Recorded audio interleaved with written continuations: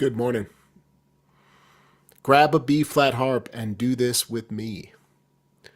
Let's just jump right in. And then I'm going to talk about what's going on. So let's hit it. Y'all ready? B flat harp. Try to find some of these ideas. Here we go.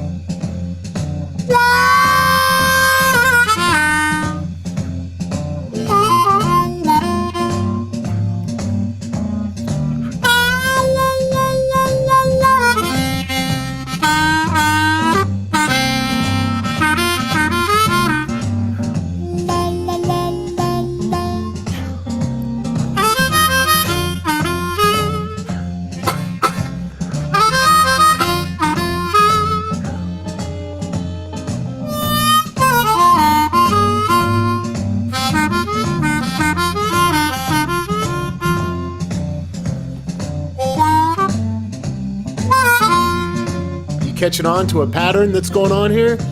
See if you can figure out what the angle is before I say it.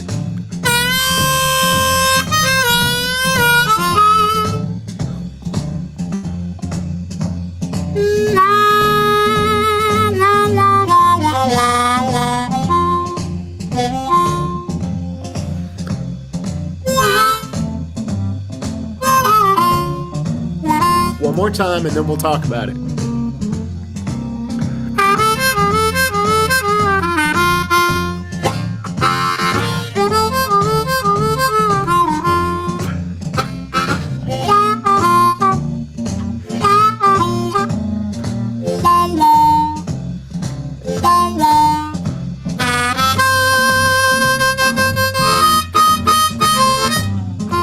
Alright, what's the pattern? What do you notice here today? And good morning if you're joining live. It's early. It's 7:45 a.m. here Mountain Time in Colorado. And I'm happy to be here. More snow has arrived here. And it's a beautiful thing. So I've got this B-flat harmonica. Let me open up my channel here real quick. Once again, I had the track bleeding through right when I started. One of these days I'll learn. So here's the deal. Here's the coolest thing about what's happening here. Did you pick up on what I was doing? You got one. All right. Nice work. What I was doing in the beginning of this video was I was playing for you in second position on a B-flat harmonica, putting me in the key of F, and I played everything without any blow notes whatsoever. And why did I do that? Because the crux of second position, the heart and soul, the meat and potatoes, all of it centers around these draw note oriented ideas. Of course we use blow notes, but if you haven't trained your breath control and your muscle memory to find these ideas that are contained on the draw notes first, you've kind of missed the whole point of second position that centers around those notes. Now, again, we use the blow notes as well. This idea of bluesier licks is something I'm going to present in a class Saturday, so be aware of that if you like the topic. I'm going to take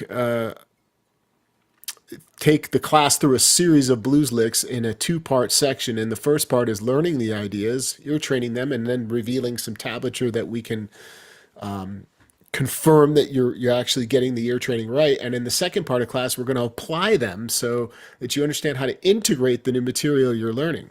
It's not enough to just learn a new blues lick. You have to learn how to put it into action and learn how to phrase that lick. So now that you know what I'm doing, now that I've revealed what was happening at the beginning of the video, and then, by the way, in the final part of class, if time allows, I want to show you how you can then, once you've really developed and committed to memory those ideas, how you can then put the blow notes back in slowly and show you how they apply, especially in a 12-bar progression. So let's back this track up. And now I'm going to leave more space. And you can practice some of this with me as a precursor to the class on Saturday. I haven't even created the product. I haven't written an email yet. Maybe by today, and then I'll update this video either tonight or tomorrow with the link to the class. So you can always go to harmonica123.com to find out more about it. If you dig this kind of stuff, give the video a like before you before anything else happens, and be sure to subscribe. So here's the track. More space and simpler ideas, just to get started so we can all participate here. Hopefully you have a B-flat harmonica. If not, it's time to get one in the new year. It's a wonderful key, and it comes up a lot. Yep, we're playing an F.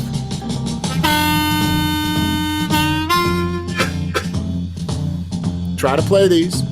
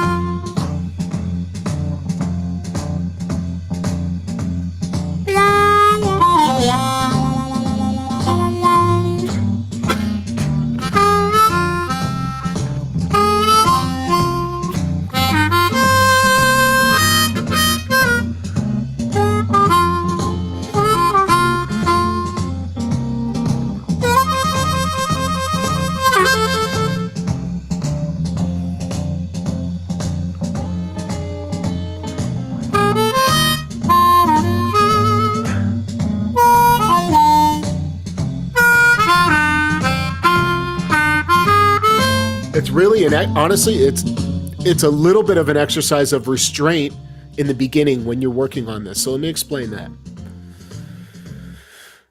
I think what's happening is this might really help you. So if you're working on blues harmonica and improvising, then really pay attention to what I'm about to say. I think this will make a difference. I think what's happening for most people is that they didn't develop this type of muscle memory early on. And when they use a blow note in second position, this could be you, maybe not, it is just a default mode for getting your air out. Because most people have not trained their breath to really have that slow inhale.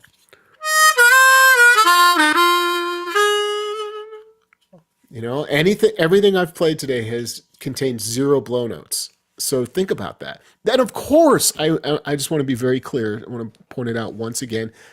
You're going to learn how to reintegrate blow notes in a new light, in like a different context where they have much more meaning. Often the blow notes can be a big, long legato note, but sometimes, and I think most of the time, they're better served, not necessarily most of the time, but often as a quick passing note. And in class, I'm going to show you how that works. There's a little bit of a formula that you can apply when you learn something like, and you can notice this in context when you're picking apart players, like how they use their blow notes. Because let's just be straight ahead about one thing. When you play like 6 blow, you're in the root in second position. So that actually works quite well. And you can go to that note as a safe place to go whenever. But what I'm hearing is that there's a big disconnect for the average player when they're trying to figure out how to use these blow notes. Of course, a 4 chord comes along and they're like, yeah, but don't you need to play a 4 blow? Well, you can, but there's plenty of other options outside of that. Okay? So, once you've developed breath control to really utilize more inhale, draw notes in a series of notes in a row, you've trained your breath and you've learned some muscle memory, meaning some ideas that come together that only involve those draw notes, you are going to be such a strong improviser just by working on those 2 things. In Saturday's class, again, it's not just about learning another class about learning blues licks. It's about the muscle memory and the breath control. So we'll have a little bit of a discussion on how I train my breath, to work with blues harmonica to where because it's a very natural thing. It's very much like when you go to bed at night, you're not thinking about how to breathe, right? But your breathing changes when you're in that relaxed state. And I want everyone to feel the power of what happens when they do that. So, last pass here with this little track in F with my B-flat harp. I'm going to even try to make these ideas simpler, just shorter ideas so you can really get what I'm saying here.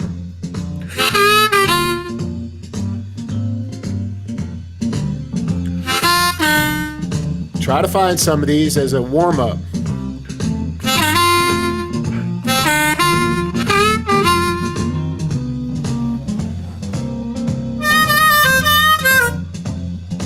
No blow notes.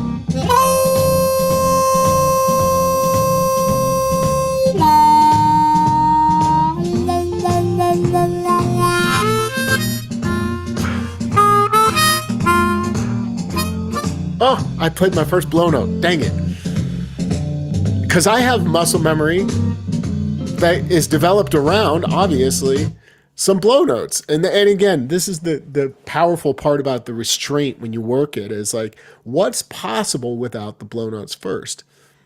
You're providing yourself with so much context when you do that, as far as the blow notes go, and how to really use them in a way that serves you best. So that's the talk today. If you dig the topic, thank you for giving the video a like and subscribing. It's a simple way to really help me out if you appreciate these videos. Every day so far in 2025, you've seen me, and I think that is going to continue. We've got, what, like 11 days left in the month? Something like that. So I look forward to catching you tomorrow. And if you really want to get in on this class and you're afraid you're going to miss it, you won't, because you're tuned into my channel, you've subscribed, hit the bell notifications so that you know when I've posted or gone live, and you'll get the update with the class link coming probably in the next video or two. I'm excited about this class Saturday. I think it's going to provide a lot of insight to folks that are really trying to understand what the disconnect is in their playing in second position. So, okay, on that note, y'all make it a wonderful rest of your day, and I can't wait to see you mañana. Thanks for being here.